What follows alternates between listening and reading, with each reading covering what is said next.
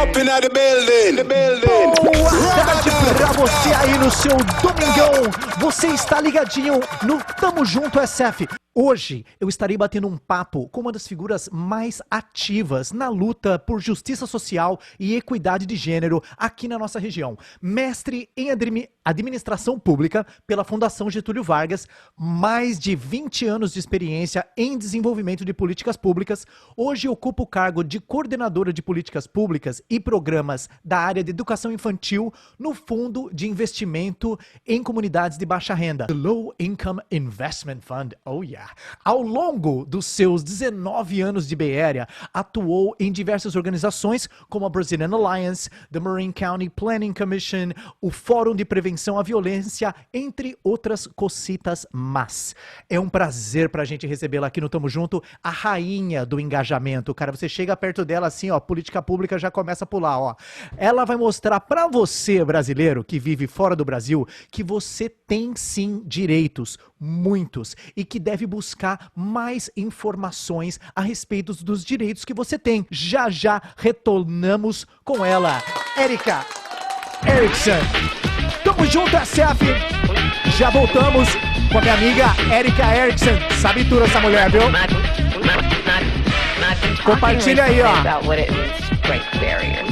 Because it occurred to me with some of the people that I mentor that maybe it's important to explain exactly what's involved. And so I've said, you know, it just occurred to me that you may think that breaking barriers means you start out on one side of the barrier and you just show up on the other side of the barrier.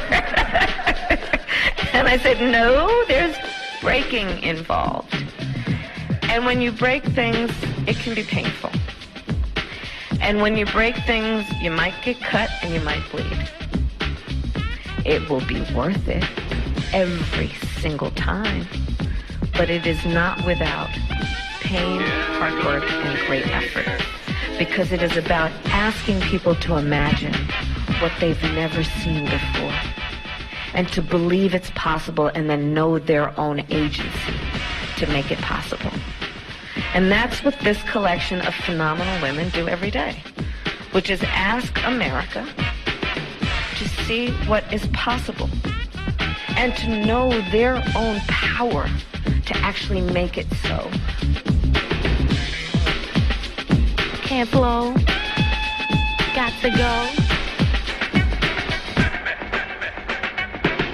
No flow, rapaziada.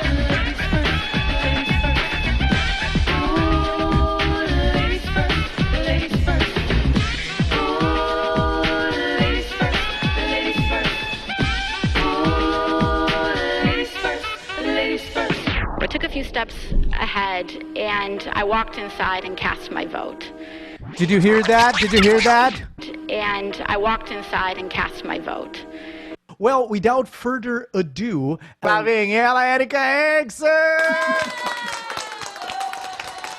Tudo bem, querida? E aí, como é que você tá? Tudo ótimo assim, né? Tomando meu chá aqui de camomila. Porque a situação que a gente está hoje aqui na Bay Area é meio complicada. Meu, não tá fácil, viu? E você ainda tá um pouco mais pro norte do que eu. Como é que tá a qualidade do ar aí pra você e pra sua família? Tá bem, algumas horas tá bem difícil, tá tudo muito enfumaçado lá fora, que a gente não pode nem sair. E outras horas o vento bate, leva a fumaça para longe, dá pra gente caminhar fora e tudo mais. Mas a gente está esperando uma tempestade hoje à noite de raios e trovões secos, né? E aí fica complicado. A gente já sabe o que aconteceu uma semana atrás, que muitos fogos aí na Califórnia. Pois é. Então, mas a gente faz o que pode, né? Toma um chá de camomila, se prepara. Para você que não tá, né, galera? Tem que se pra preparar. galera que não tá sabendo, cara, tá rolando assim...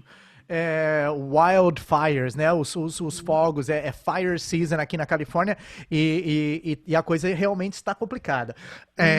Mas você é uma mulher positiva pra caramba, né, velho? Eu tive o prazer de trabalhar contigo e teve umas horas lá que a batata tava pegando fogo assim na nossa mão e Erika tava, não, calma, filho. Calma que vai dar certo. Da onde que você vem no Brasil? Quem deu essa calma pra você? Ah, tá. Então, eu nasci no Rio, né? mas minha família é do Nordeste, tipo, meu pai é de Alagoas, minha mãe... Aliás, minha mãe é de Rondônia, no Norte, mas o pai dela é do Ceará, né? Então, meu avô é do Ceará. E aí eu nasci no Rio e vivi uns anos lá e depois eu fui para o Nordeste, Aracaju, Fortaleza, onde eu cresci e fui para o colégio, tudo até os 17 anos, quando eu voltei para o Rio e fiz minha faculdade no Rio, mestrado e tudo mais. Legal. E aí depois eu vim para cá. E esse seu lance de engajamento político, social, já era uma coisa do colégio? Já? Você tava lá brigando no Grêmio Estudantil com a galera, pedindo mais merenda? Como é que é? No colégio não foi onde começou, né? Foi mais na faculdade. Eu fui para a universidade pública no Brasil, na Universidade Federal Fluminense. Muito obrigada, Universidade Federal Fluminense. Minha gente. Foi muito bom. As federais do Brasil, viu? Palmas. A galera tá querendo sucatear a educação no Brasil, mas deixa. Não. A gente, quando vem para cá, vê o quanto é importante, né, Paulo? Porque é tão caro aqui, é tão caro. Mesmo as públicas, é tão caro. E quando você vai para uma universidade que você não tem que pagar nada, né? E estudou por 5 anos, também fiz mestrado depois, também não tive que pagar. E aí foi a sociedade brasileira investindo na minha formação. E aí foi mais a parte política, foi crescendo naquela época. E aí explodiu quando eu vim para cá, né? E aí você se vê numa posição diferente. Você veio para cá Você veio em qual foi o impulso? Por que a Califórnia? Você tinha acabado de se formar, mestranda na GV? Como é que era a história? Eu conheci meu marido, hoje meu marido, lá no Rio, através de um amigo em comum. Ele, naquela época, não tinha Airbnb, né? Então, um amigo pediu para a gente hospedar o meu hoje marido no meu apartamento, que era o Réveillon do Milênio, os hotéis estavam cheios. E eles tinham um casamento de uma família, o primo, e aí falei, claro, gringo vindo para um apartamento pagando em dólar, né? Com os amigos, tinha mais um casal e tudo. E aí, um dos meus hóspedes hoje é meu marido por 19 anos. Olha, que negócio bom esse, hein, cara? Que beleza. Mas foi o que me motivou a vir para cá. E quando você escolheu a sua tese de mestrado e a escola para onde você estava indo? Porque a FGV é super concorrida e o lance é apertado lá, né? Você tinha se formado na Federal Fluminense em quê, antes de ir para a GV? Administração. E daí você foi para administração pública, mesmo sabendo que era uma zona e que tem tudo para dar errado. Como é que foi isso? Não? Na verdade, né, Paulinho? Tipo, eu acho legal a gente conversar aqui, que eu sou até mesmo pessoas que vão assistir isso aqui no futuro, mais novas, né? Às vezes a gente planeja a nossa vida e a vida acontece totalmente diferente, né? E isso foi que aconteceu, isso foi que aconteceu. Na verdade, eu comecei um mestrado na UF em qualidade de serviços, e aí teve um problema da certificação do curso lá, e aí teve uma galera que transferiu para a FGV, e eu nem tinha pensado mesmo em administração pública, mas era para não perder o tempo do mestrado, e fui. E aí me apaixonei, foi aí que realmente foi quando eu comecei a ver as coisas mais pela parte de justiça social, pois tinha um professor lá, que agora se aposentou, mas meu querido, grande Tenório, que tinha uma aula que era sobre gerenciamento de projetos sociais. E aí eu comecei o projeto com ele, a parte de extensão comunitária, de extensão universitária. E aí foi quando eu me apaixonei pela parte... Eu abri uma perspectiva de uma forma para a questão das comunidades de baixa renda, né? A comunidade do Rio de Janeiro, as favelas, né? Que a gente trabalhava com muitos líderes comunitários. E aí, quando eu vi a realidade first hand, eu falei, não posso trabalhar com mais nada na vida, vou trabalhar com justiça social. Né?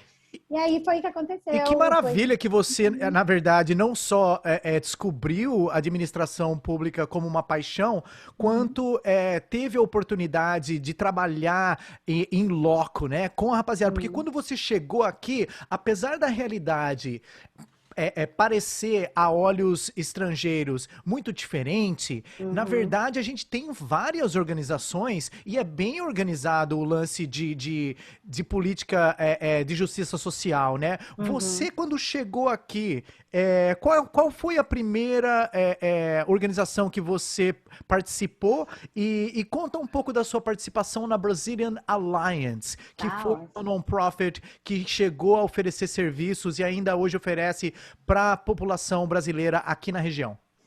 Pois é, então, uma dica assim para o pessoal que está chegando, o pessoal que está novo, assim, que quer desenvolver carreira aqui, especialmente a parte de justiça social, né? Eu comecei, minha primeira organização que eu voluntariei foi um shelter, foi um abrigo para homeless. Eu voluntariei na parte de relações públicas, sabe? E aí, com isso, já coloquei no meu currículo.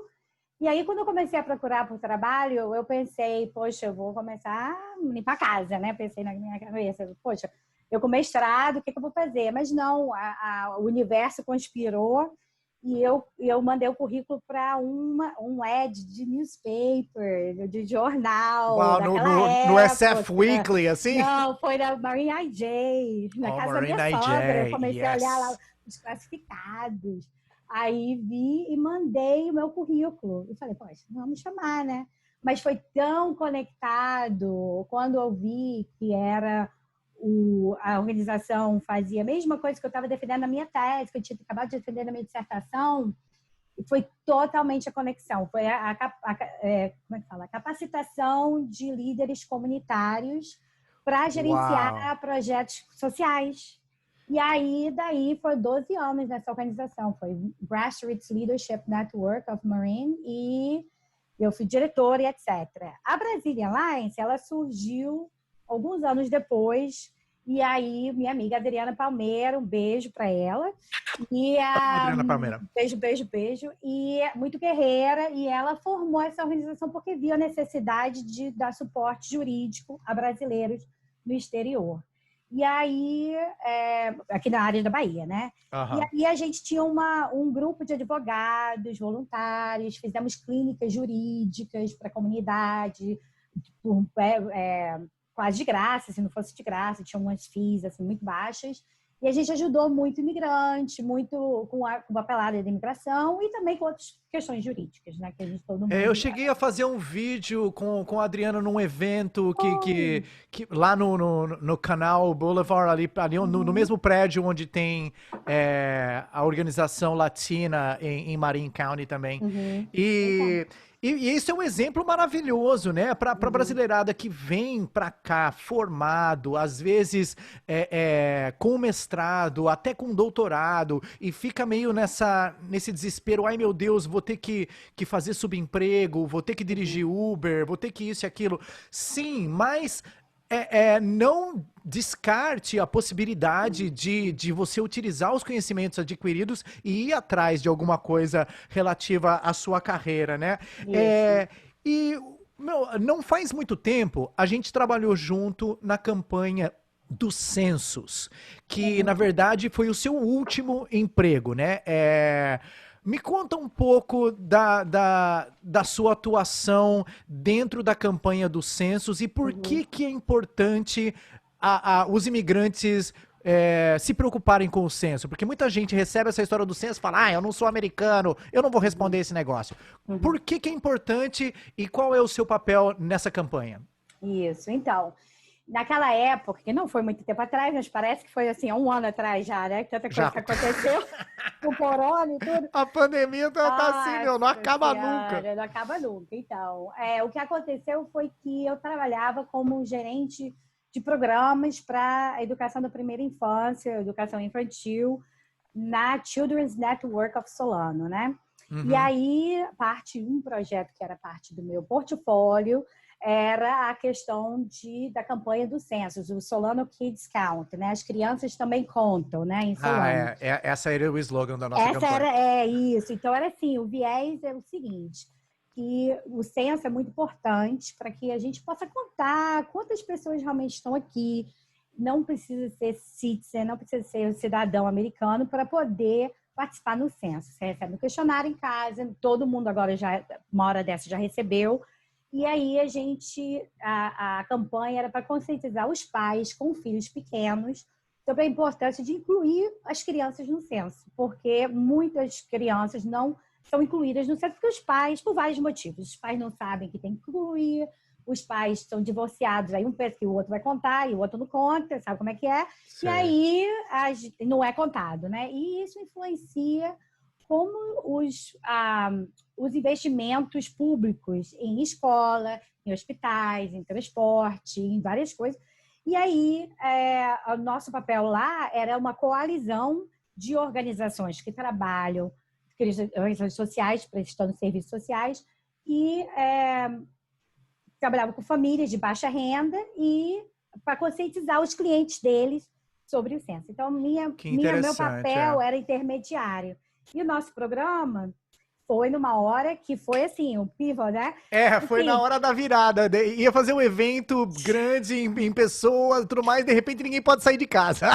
Isso. E aí foi no início da pandemia e a gente teve que recriar este evento do dia 1º de abril, que era o dia do censo, em 2 semanas. E aí foi quando eu estava assistindo a Vossa Senhoria no Facebook, que Tamo você junto. tinha... Tamo junto, toda noite. Só que não. O Paulo tava... Eu falei, gente, o Paulo tá arrasando com esse programa, eu acho. Ai, gente, que obrigada. Eu gostaria de levantar uma questão um pouco polêmica, que também se relaciona com o censo. Nós, brasileiros, quando a gente responde aquele questionário lá e perguntam pra gente qual é a sua raça ou etnia, né? E muitos brasileiros entram numas de que a gente não é latino. E eu, assim, no começo, pra te falar, na minha estrada de imigrante, eu não me sentia latino. E muitos brasileiros não se sentem latinos. Mas hoje eu visto a camisa da latinidade, assim, qualquer hora do dia e da noite. Se perguntar pra mim, eu sou latino desde que eu nasci. Muita graça. E por que explica pra gente mais uma vez, por que é importante o brasileiro botar um X na caixinha de latino? Por que a gente tem que apoiar a comunidade latina? A gente faz parte da comunidade latina, né? Sob a perspectiva eurocêntrica, né? A gente é parte da América Latina, dos povos latinos, da raiz de língua latina, né? E aí a gente não é hispano, porque lá no censo tem latino, marca aqui, latino ou hispano. A gente não é hispano, não temos a nossa língua, português não faz parte, claro, né, dos hispanos, mas a gente é latino. Então, eu também não sabia que eu era latina até chegar aqui, né? Então, assim, a gente lá no Brasil não sabe, assim, a gente não se identifica como latino porque é a perspectiva do sul, do Brasil, encontra, né, essa parte como o outro, essa parte norte nos vê como parte da América Latina e latinos em geral, né? E aí, através de você marcar a parte latina, mas também uma coisa, Paulo, essa parte do censo, não só o censo, mas também vários formulários aqui, né? Você se confunde todo com essa questão de etnia, raça e tudo, né? Agora eu marco um monte de coisa. Eu marco Native American porque eu tenho Yanomami na família. Eu marco tudo. Mas eu acho que em termos de política pública, a importância de marcar isso é o direcionamento de fundos, né? De qualquer maneira. De investimentos públicos. Então, assim, não só a parte da questão da identificação latina, né? Porque a gente já está virando a maioria aqui, né? As pessoas de cor, que a gente chama aqui, que são a maioria dos Estados Unidos, só que não é formalmente contado. Então, assim, essa é uma oportunidade esse ano para a gente ser contado, para a gente dizer que estamos aqui e estamos virando a composição étnica dos Estados Unidos. E a consequência, né, no caso, você marca lá que você é latino, e se você está numa comunidade cercada de latinos, vai rolar mais investimento na sua comunidade. Agora, se marcar outro ou Brazilian... Na verdade, você pode marcar hispano-latino e marcar lá a parte hispano-latino na raça e na parte da etnia, tem lá vietnamita e etc. Eu marquei peguei a parte branca, outros, marquei e botei Brazilian. Por quê? Porque a organização do censo, quem está lá decidindo, não está nos vendo como uma opção lá. Mas o vietnamita tá, o outro está, tipo assim, misturou lá a nacionalidade com a etnia, né? E aí, não sei quem define isso, mas enfim. E aí, quando você marca Brazilian, e quando também pergunta a língua que você fala em casa, também tem uma questão do censo. E você bota português, quando vem os recursos para, por exemplo, serviços jurídicos, né? Aqui, aí eles vão poder colocar, tem que colocar, né, um tradutor lá para português, por exemplo, porque aí você tem que contar que, não, temos esse número de brasileiros nessa área, então teremos que colocar a cédula eleitoral em português, ou serviços jurídicos em português. Ou o caderninho do DMV em português, isso, né? Tudo que a gente precisa. Então, é isso. Então, assim, a gente se identificando como brasileiro e como latino, a gente ajuda que esses investimentos venham para a nossa comunidade de volta. Então, por isso que é importante. Bacana. Érica, deixa eu contar uma coisa. Os brasileiros, assim, na minha observação, né? Eu tô aqui na Bay Area desde 2001. Eu também. É mesmo? Você chegou... 2001, fevereiro. Eu também, em janeiro, na verdade. Eu cheguei em janeiro e daí os meus pais chegaram logo após a queda das torres. Onde você estava no dia da queda das torres? Olha só, então, eu estava em casa, na verdade, foi um mês depois do meu casamento. E exatamente um mês, porque foi o dia 11 de agosto, meu casamento foi dia 11 de setembro, o grande evento, né? E aí, eu estava em casa e a minha amiga, Ana Carolina, do Brasil, um beijo para ela, ela estava aqui me visitando e estava dormindo na sala, né? E aí, minha sogra me liga, 6 horas da manhã. E aí, foi que a gente ligou a televisão e viu tudo. Mas aí, a gente estava no apartamento, era 6 horas da manhã daqui. E aí, ainda bem que estava em casa, né? Não, totalmente. Nossa, foi muito marcante. Mas, eu saí de manhã, eu não olhei nenhum noticiário, nem nada, porque eu trabalhava no zoológico de São Francisco, eu fritava hambúrguer lá no negócio. E daí eu peguei minha biquinha do jeito que era, né? E saí pedalando, cheguei na frente do zoológico, tudo fechado. O cara, hoje não vai rolar trabalho, não. Falei, como que não vai rolar trabalho, rapaz? Se eu não chegar aqui, o meu chefe vai me encher o saco. Cara, você não ligou a televisão de manhã, não? Falei, eu lá liguei televisão de manhã, eu falei, olha, os Estados Unidos está sob o ataque terrorista, volta pra sua casa agora. Eu voltei mais do que correndo, cara, fiquei em casa trancado, liguei a televisão. Daí que eu fui saber o que estava acontecendo, né? Mas enfim, os brasileiros, às vezes eles chegam aqui e eles ficam... diga-se de passagem, ressabiados por conta da ilegalidade, por conta de não sermos residentes legais, ou não sermos cidadãos, ou isso e aquilo.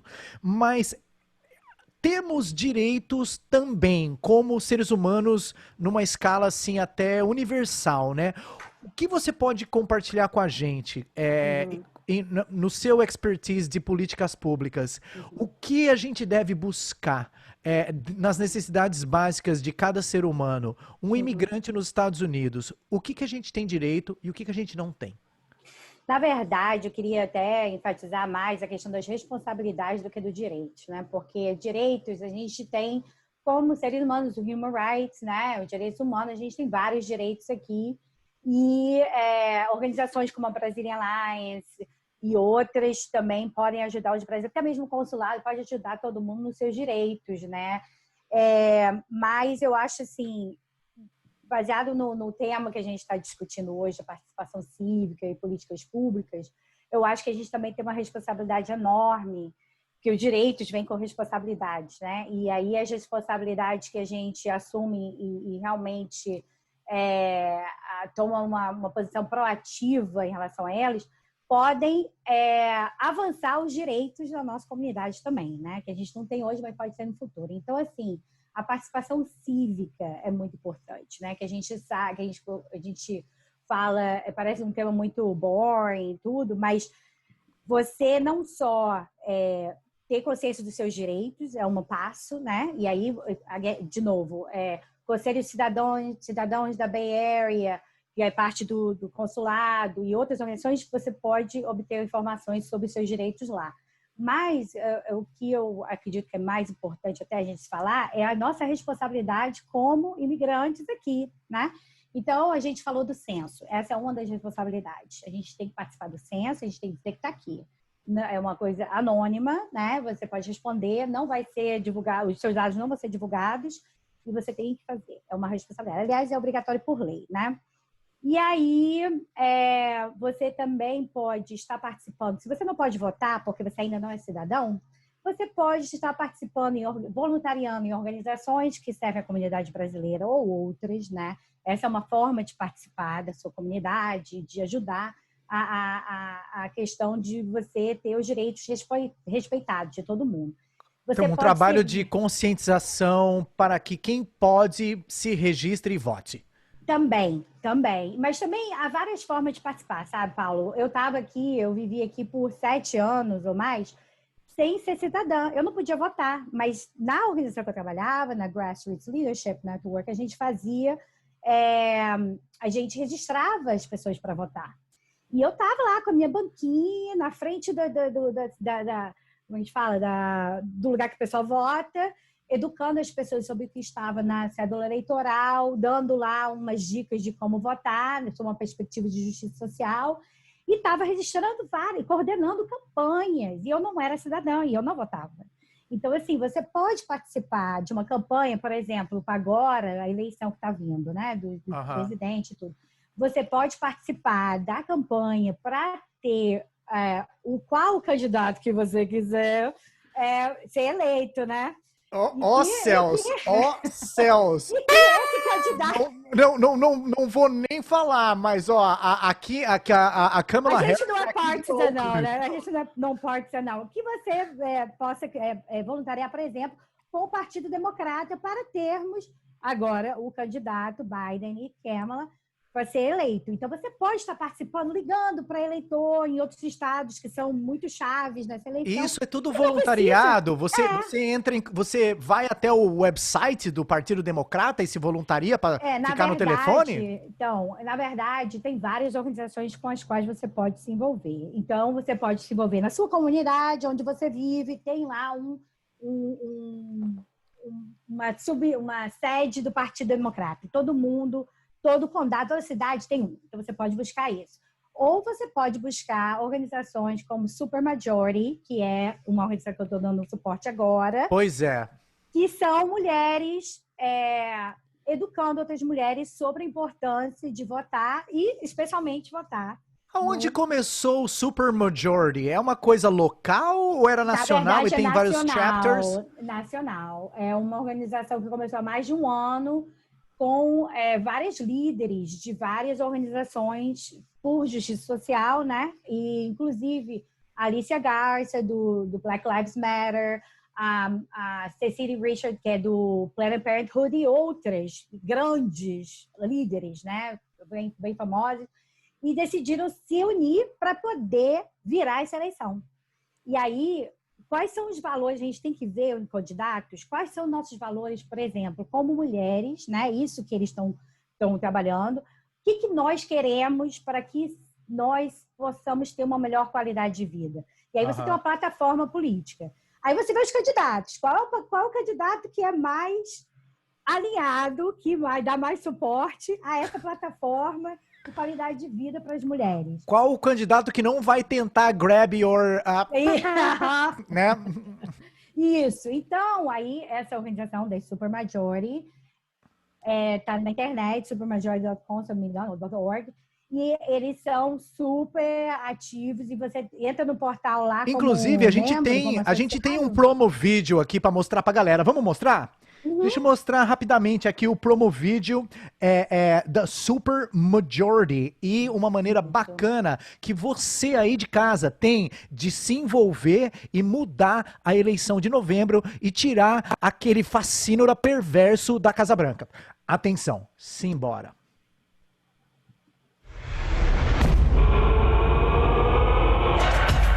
Women are the majority of Americans. We are the majority of voters. We are the majority of grassroots volunteers and donors. Our government should look like us. Nuestro gobierno debería de parecerse a nosotras. The only way we can make that happen is by standing shoulder to shoulder with women who believe this too. Maybe you've fought for change for decades. Demanding equality in your home, in your workplace, from your government. Maybe you're just getting started. Let's work together. Supermajority is a new organization for women who want to build our collective power and use it to change this country for good. Because one of us can be dismissed. Two of us can be ignored. But together, we aren't just the majority. We are a supermajority, and we are unstoppable. Let's make sure the entire country knows it. Aê! Super majority, a mulherada, cara. E eu ouvi até um pandeiro ali no fundo. Ó, me senti representado. Aí. Me senti representado mais. Eles têm um website super legal, Paulo. É um portal que você vai lá e se associa como... você é uma associada deles, né? Um member.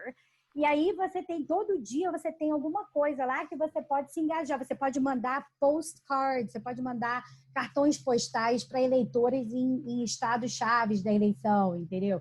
E tudo mulher, de mulher para mulher, entendeu? E aí você pode também se engajar no seu... você participar nas questões locais, você encontra informação lá. Mas agora está todo mundo focado na eleição. Então aí, se você quiser... está envolvido por telefone, ligando para outras, ou através de postcards, por exemplo, você pode participar. Então, por isso e eu todo acho mundo super pode se envolver, né? É uma organização todo de mulheres, mundo. mas homem, mulher, criança, quem tá no meio, enfim. Uhum. E... Mas foca a mulher. Outra coisa que é importante frisar é como, assim, utilizando como exemplo a sua experiência, o fato de você se voluntariar para uma organização, você ajudar, você adquirir conhecimento, isso vai ajudar você pra caramba no futuro. Você vai colocar isso no seu currículo e você pode ter oportunidades com outras organizações de trabalho real, como aconteceu com a Érica. Não fica pensando assim, vou voluntariar meu tempo lá, daí vou perder tempo, não sei o que. Esse lance é realmente sério e a gente precisa não só dessa experiência, como de gente como você. Isso. Então, como exemplo, né, Paulinho, eu voluntariei, uma das coisas que eu fiz há um tempo atrás foi voluntariar com a Comissão de Planejamento Urbano de Marinha. Uma posição super difícil de ter, foi muito interessante, porque é a questão de planejamento urbano, né? E aí a questão de zoneamento, de comunidade, onde que vai isso, onde que vai aquilo, assim, casa, comércio, etc. E aí, por 2 anos... A estação do BART. Isso, exatamente. E aí, por 2 anos eu aprendi muito. Foi difícil, mas aprendi. E aí, comecei a trabalhar com a questão da educação de primeira infância, na questão de políticas públicas. E guess what? Hoje em dia, eu estou trabalhando no Low Income Investment Fund. Pois é, que é... Parabéns, inclusive, vamos bater palma aqui de novo. Sempre que a gente pode, a gente bate palma nesse programa. Beleza. Você agora, porque quando a gente fez aquela campanha do Census e aquele foi o seu último projeto com o Children's Network of Solano County. E agora você está no Low Investment Fund, Low Income Investment Fund, como coordenadora de políticas públicas. Bom, primeiro vamos falar um pouco da organização do Low Income Investment Fund nacional, né? Como um mission statement, assim, é uma organização que busca fazer financiamentos em comunidades de baixa renda, o que é importantíssimo. Como é que começou? O que você sabe da história do Low Income Investment Fund? Então, aqui a gente tem, lá no Brasil também, mas você tem o Banco Nacional, né, de Desenvolvimento, BNDES, você tem outros bancos de desenvolvimento que são menos conhecidos, mas aqui tem muito uma cultura de bancos de desenvolvimento.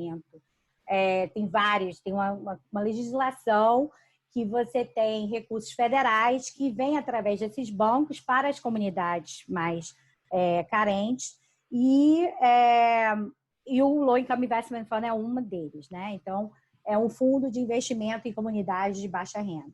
Aham. E aí, eu nem sabia sobre eles muito quando eu apliquei. Na verdade, era uma amiga minha, uma conhecida minha que trabalhava lá, que botou no LinkedIn essa posição. E eu falei, eu Bora acho que lá, dá né? pra ir, vamos lá.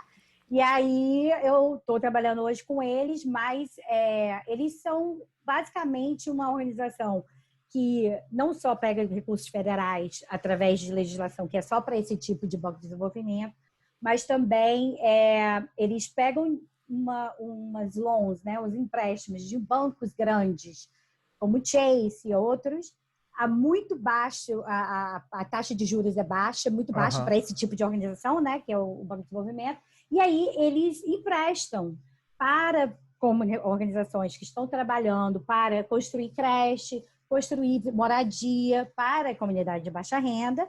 E aí a gente faz essa transação entre os grandes bancos e a comunidade. Os investimentos locais. Abaixo juros, né? A taxa Que de juros é legal. baixa. E aí esse banco que eu trabalho, somente que eu trabalho, eles são um dos únicos que investem em educação infantil. E a parte de É o que eles chamam de primeira infância, né? Primeira Do infância, 0 ao isso. 5. Isso. Então você se E relaciona muito com a cartilha do First Five California. Isso, exatamente. Trabalho direto com eles. E aí a gente tem essa posição que foi criada, que eu sou a primeira pessoa a servir nessa posição na organização, que é para trabalhar na questão das políticas públicas na Califórnia para investimentos em creches e pré-escolas, né? Que legal. E Se aparecer alguma no construir- Sunset, por favor, viu? Me avisa. Você aí com o Cauê. Eu tô precisando. O Cauêzinho tá chegando agora, mas vai precisar de uma Daqui a creche pouco, sim, viu? Aí, ó, viu? Pode botar aí o nome na waiting list, porque a waiting list é grande. Mas né? você em São Francisco está numa posição muito boa. Por quê?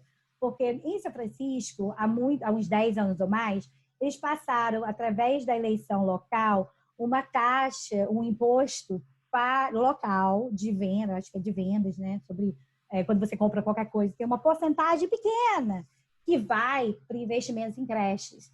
E aí. Eu votei nessa daí, tava no ballot. Eu votei. Aí, ó, viu? Aí teve uma na última eleição, mas teve outra que foi há muito tempo. Aí o que acontece? São Francisco é o primo rico aqui de todas as cidades, de todos os condados. Vocês têm muito investimento em educação infantil por causa daquele voto que o pessoal fez há um tempo atrás. Aí. Pois é. Aí, viu? Votar é importante. Exatamente. Que maravilha. E falando em voto, aí, ó, tá chegando também as eleições municipais de novembro no Brasil, né, cara? Eu ainda não escutei da possibilidade de brasileiro no exterior votar nas eleições municipais. Não rola, né? Não, ainda não. O que acontece é que tem até o nosso atual presidente brasileiro tomar posse, né? E simplesmente destruir todos os conselhos comunitários de cidadãos ao redor do Brasil e do mundo, né? Minha nossa. Antes disso, nossa querida amiga Valéria Sasser, beijos. Amamos a Valéria. Isso, fala de uma rainha do engajamento. Ela rainha é do engajamento, Eu sou assim. A princesa do engajamento. Isso, ela é. Vamos falar um pouco de Valéria e de Conselho de Cidadãos Brasileiros na Bay Area. Conta aí, qual é a atuação? Aí a conexão da eleição, né? A Valéria é a nossa representante da Costa Oeste, uma das representantes da Costa Oeste dos Estados Unidos.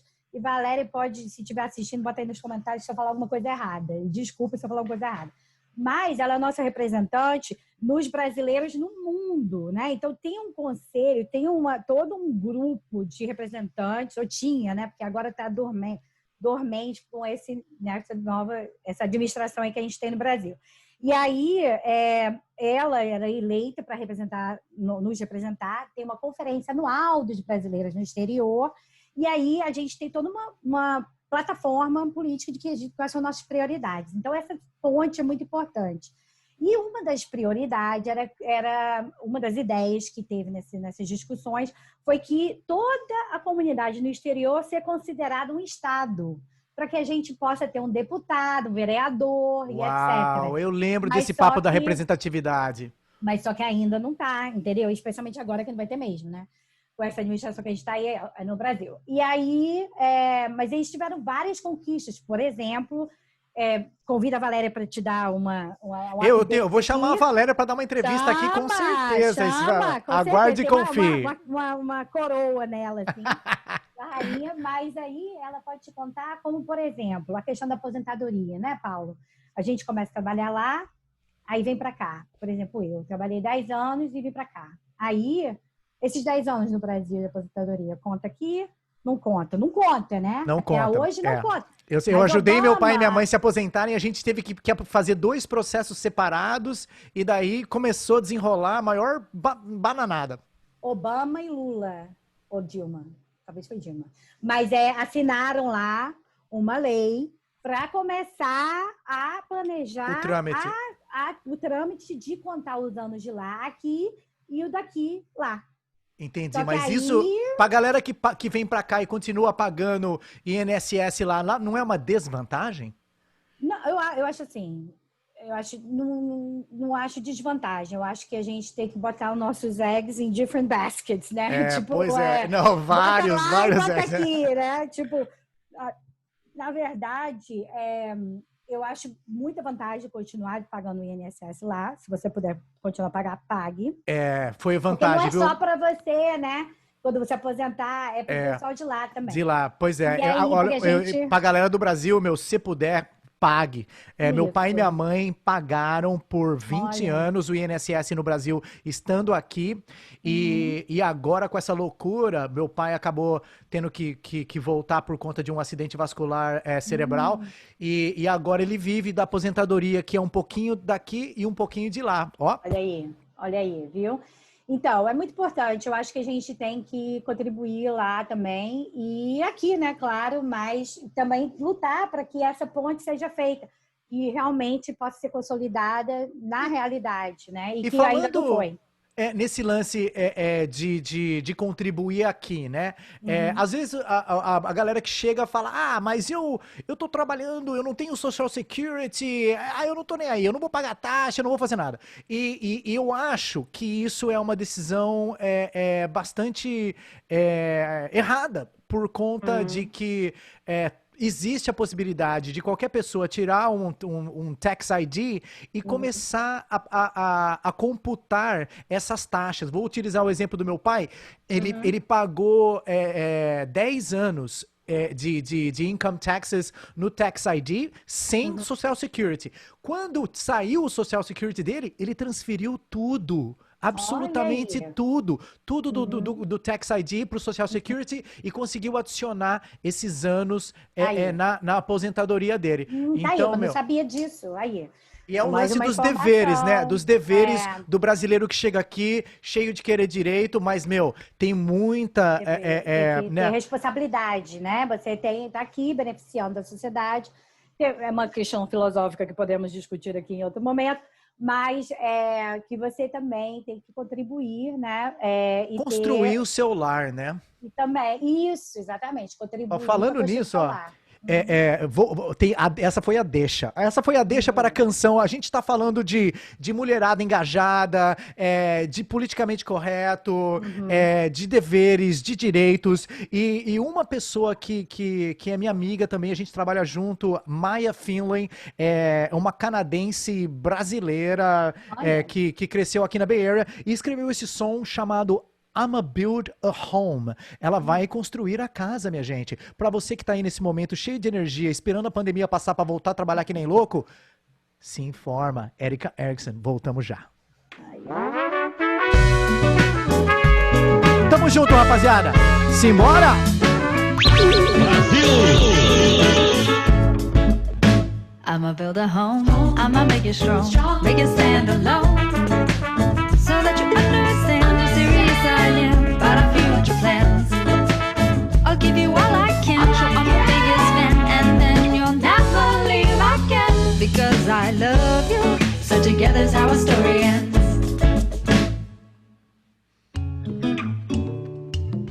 Rapaziada, se você está assistindo esse programa da área de Santa Cruz, me ligue, eu tenho um prêmio pra você. I remember how we came to be. Brasil! Some friends I need.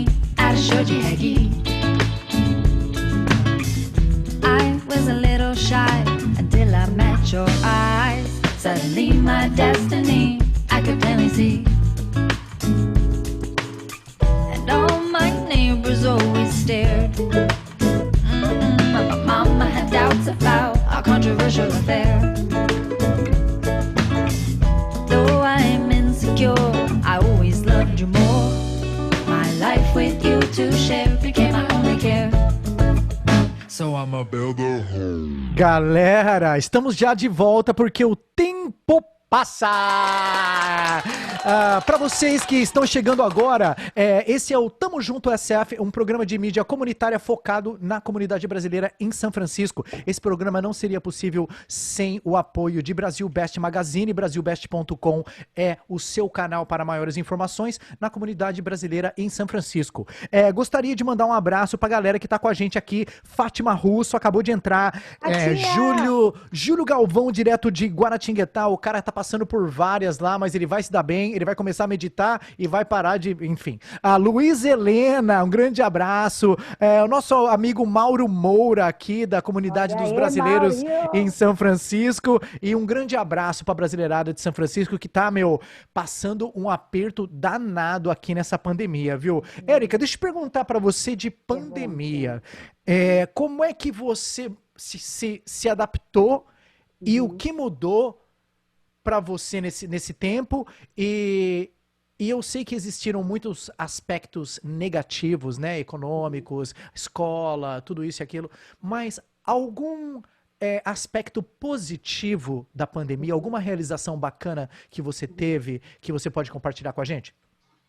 Então, no caso de trabalho, né, a nossa relação mudou totalmente, tipo... se eu tivesse que trabalhar hoje em dia no escritório da organização onde eu trabalho, eu teria que pegar, tipo, ou ir de carro, ou ir de ônibus, ou de barca, né? Que a gente tem a barca que é o ferry, e levar, tipo, 1 hora para chegar lá e 1 hora para voltar. E hoje em dia eu trabalho de casa, desde que eu comecei essa posição, eu trabalho de casa e trabalho muito mais do que trabalharia se eu estivesse lá, né? Então, pois assim, você ganha todo esse tempo, né? Todo esse tempo, posso estar trabalhando mais ou posso estar fazendo coisas em casa, com a minha família, fazer almoço, jantar, etc., que aumenta a qualidade de vida, que você vai para uma caminhada, quando o ar estiver bom, né? E aí, essa mudança, ela vai ser muito importante para sempre, né? Porque acabou que grandes empresas como o Google e outras estão... mudando as políticas dos programas dele, do trabalho, para que as pessoas possam trabalhar em casa. Então, isso tem um impacto ambiental enorme, porque a gente não precisa estar dirigindo para todo lugar, né? Pois é. E também de qualidade de vida, né? Para muita gente. Não estou dizendo que é para todo mundo, estou falando que foi para mim, minha experiência durante a pandemia é que mostrou que eu posso no meu círculo, a gente pode trabalhar de casa e pode ser até mais produtivo, como foi o exemplo do censo, do evento do censo. Que se a gente foi maravilhoso. Se a gente tivesse feito, eu nem sei quantas views a gente tem hoje, mas naquela época a gente teve 5 mil num dia. Pois então, assim, a gente não ia conseguir envolver 5 mil pessoas se tivesse sido um evento normal, né, nas agências e tudo mais. Então, assim, tem algumas mudanças que esse vírus realmente veio para a gente balançar a nossa forma de viver. E essa foi uma das mudanças mais marcantes para mim, que eu estou vendo que vai ter impacto para muita gente. Claro que tem muita gente que não pode, que tem que trabalhar realmente no trampo presencial, in person, não tem né? os médicos, enfermeiros, essa galera não tem por onde. Restaurante, etc. Mas tem pessoas como eu que podem trabalhar online. Isso foi uma grande e gostaria de pegar essa deixa para lembrar a galera que os artistas estão sofrendo. E a arte, ela sempre sofre, né? Porque estão sempre massacrando a arte. Mas existe agora os artistas, né, se virando nos 30 para se adaptar. E isso me faz lembrar de que a lavagem, que é um festival anual que acontece no Centro Comunitário Brasileiro, a Casa de Cultura lá em Berkeley, toda a primeira semana de setembro, vai acontecer online. A galera, nós aqui do Tamo Junto, vamos estar envolvidos. Vai acontecer live no Facebook, pelo perfil não só da Brasarte, que é a organização por trás do evento, quanto na página aqui do Tamo Junto, na página do Oakland Samba Review, na página do Dona Francisca, na página vai ter Roberto Guedes, de Santo Amaro, a Margarete Menezes vai estar presente. Então, para você que está aí, vai ser no dia 6 de setembro. E se ligue na Brasarte. Eu vou colocar aqui nos comentários e você visite a Brasarte, que é o nosso representante como comunidade e centro cultural, viu? Muito importante. E a gente envolveu o pessoal da parte das artes no censo, no evento do censo, né? Foi demais! Foi uma oportunidade para todos os artistas que estavam paradão. Todo mundo veio, fez parte do festival, ganhou um dinheirinho, promoveu a sua música. É uma troca realmente super bacana, viu? Ó, quero mandar um beijo aqui para a dona Ezelda Camelo Silveira, que veio aqui falar: bravo, Érica, você está linda! Obrigada! Olha, eu tava lá com a Zel ontem. Ela mora aqui em Marim também? Galera, ó, inclusive, eu tenho alguns parceiros locais que dão uns prêmios aqui pra gente. E um deles é o Samba Rock Açaí Café, lá de Santa Cruz. Então, ó, se você tiver uma pergunta, ou se você quiser participar aqui no ar com a gente, me liga. E daí, além de você participar no ar com a gente, fazer uma pergunta para a digníssima Erika Erickson, você ainda ganha um açaí bowl e uma coxinha. Aê, Santa Cruz tá nos incêndios lá, tá ruim. Agora mas aí tadinha, a gente galera. refresca com açaí. 510-575-7787 é o meu telefone. Se o telefone tocar, eu atendo, tá bom? Então, é isso. Onde é que o pessoal acha o telefone? Ó, aqui nos comentários da live no Facebook, 510-575-7787. Esse aqui é o meu telefone, que no momento está passando o nome da querida Erika. Érica, vamos falar de futuro. Agora você está engajada na nova organização e você está entrando, né? Como você vê a sua função nesse trabalho e as suas atividades extra, né? Você voluntariando sempre para outras organizações, sempre fazer esse trabalho super bacana de engajar o brasileiro na região. Como você vê isso no mundo pós-pandemia? Nossa, foi deep aí, né? Pós-pandemia é assim, né? Não consigo nem ver depois da pandemia. Mas eu acho assim, o futuro eu quero focar até a eleição, né? E eu acho assim, a eleição e depois da eleição, eu acho que a gente tem que focar na eleição e porque o nosso futuro vai depender do resultado dessa eleição mais do que nunca, né? Então, assim, em termos do meu voluntariado, a Supermajority, eu queria motivar todo mundo a se envolver. E eu tenho uma fundraising campaign no meu Facebook, que está lá público, eu reparto depois, que é para a gente arrecadar uns recursos para a organização, né? E para a Supermajority poder fazer o trabalho de participação das mulheres na questão da eleição. Então, assim, eu vou estar participando mais com isso, vou estar mandando postcards, vou estar fazendo o trabalho da eleição através deles, né? Eu acho super importante. Então, eu convido todo mundo a participar. Na questão do meu trabalho no Low Income Investment Fund, o que eu estou vendo é que tem muita oportunidade dos brasileiros, especialmente muitos brasileiros aqui na Bay Area, eles trabalham com creches, né? Muitas mulheres trabalham tem com bastante creches. daycare, verdade. Muito daycare, porque aqui na Califórnia e em outros lugares dos Estados Unidos, mas no Brasil é menos, ou pelo menos eu não tenho muito conhecimento, você pode ter uma creche dentro da sua casa. E aí tem muito brasileiro, é uma forma de você montar o seu pequeno negócio em casa e muitas brasileiras abrem negócios como donas de E tem como creche. aplicar para pegar um pedaço desse fundo aí? E aí o que acontece? A gente, por causa da pandemia, está tendo grants, está tendo recursos que a gente está dando para os pequenos negócios na área de creche. E varia de condado para condado. O São Francisco tem vários recursos porque temos o fundo para as crianças que foi aprovado há um tempo atrás pelos eleitores. Então, a nossa organização, a minha organização, ela faz esse channel, faz esse canal entre o dinheiro e os provedores os coordenadores de creches.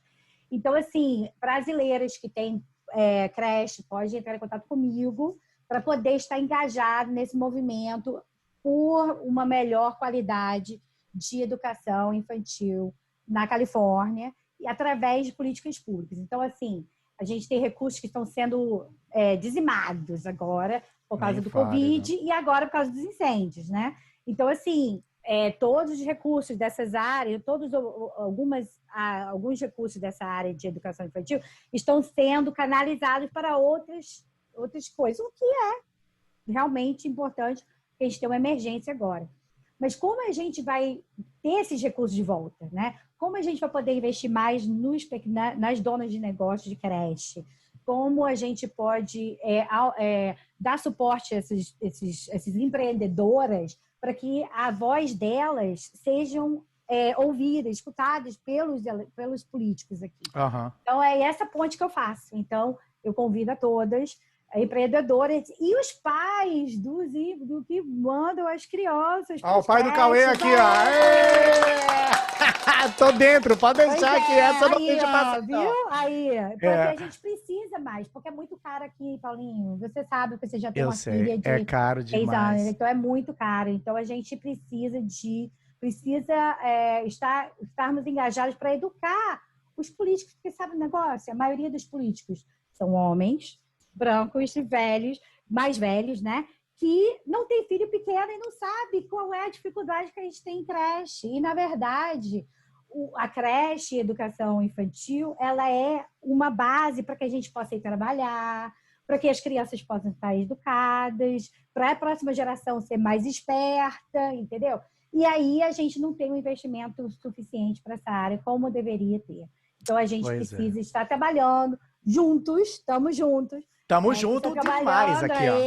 E aí a gente precisa estar trabalhando junto para mudar isso, né? Para que a gente possa ter maior suporte, mulheres possam ter licença maternidade, ou pais, né? Você, de 6 meses, full pay, não tem isso. Eu tive licença pandemia aqui para minha paternidade, mas acho que por enquanto tá funcionando. Érica, chegou a nossa hora. Você vê como que passa rápido esse negócio? Eita!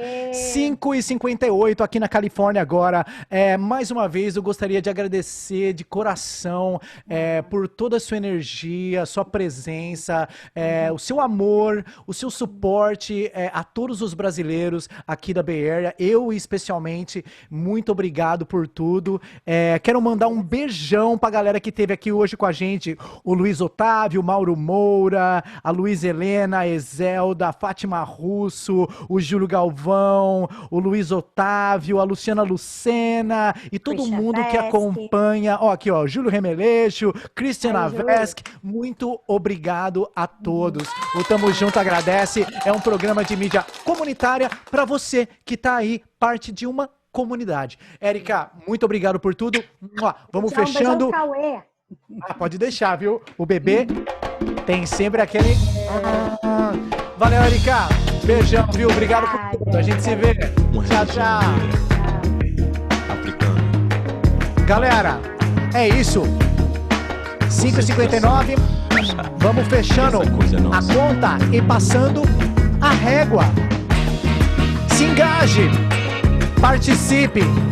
O fruto da sua participação é que vai mudar o seu futuro. Se engaje. Vote. Um grande abraço. A gente se vê na próxima. Tamo junto, SF. Valeu.